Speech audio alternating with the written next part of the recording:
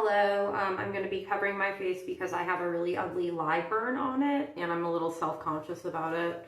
So a lot of the trolls in this have teased me about it and I don't like getting bullied over things that I don't choose. So anyways, I just wanted to cover a couple of things. So if you're just arriving here, I know more people are starting to look at these things. It's a very confusing situation. There's a lot going on. So I just wanted to clarify kind of the situation as a whole. This entire situation has risen out of trust fraud.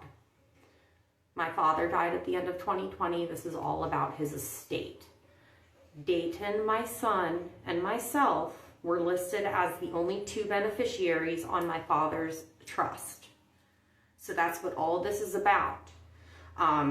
If we were to be deemed, insane or mentally incompetent, or if we're dead, we would not get whatever was allotted to us on that trust. So that is ultimately what this is about. It's about greed. It's about money.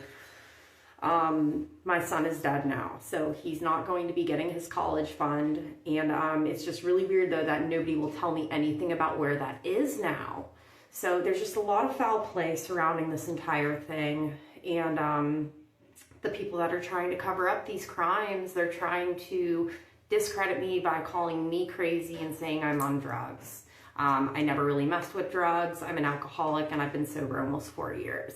And as far as crazy goes, I was IBC'd directly against a black magistrate's order. The woman on that paperwork today is white. And also that same institution misdiagnosed me 2 times and charted me as suicidal. I've never been suicidal in my life. And when I asked them to amend it with evidence of the threats and the injuries I have received since leaving their establishment, they refused to do it. So if that's the metric that we're using to determine somebody's mental stability, something is very wrong. I'm charted with 0 neurological or psychological abnormalities per my last visit to the hospital. And I have all that paperwork. So that's fine. But you want to know what is crazy? What is crazy to me is doing something like this.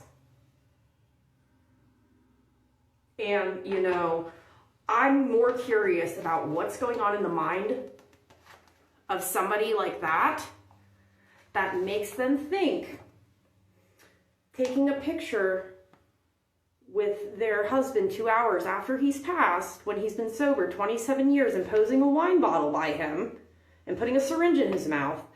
I want to know what's going on in the mind of that individual that makes them think that that's not only a good idea and appropriate, but such a good idea that they should take a picture so that they can remember it later.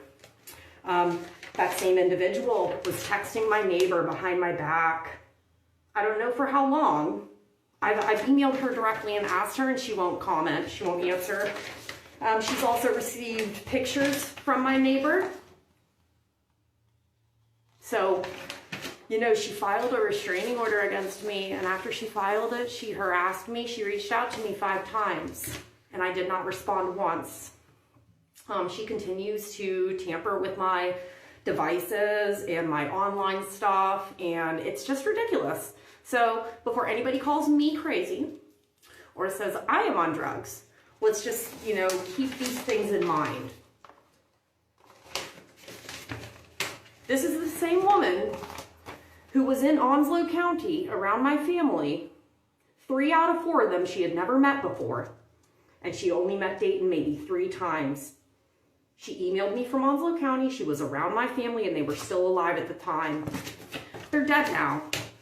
I've asked her what she was doing there and she won't tell me. So I really hope that people start doing their job and get on the right side of this situation, because everything's right there. I've done everybody's job for them. So anyway, I'd appreciate it if you continue to draw attention to this matter. Thank you so much. God bless.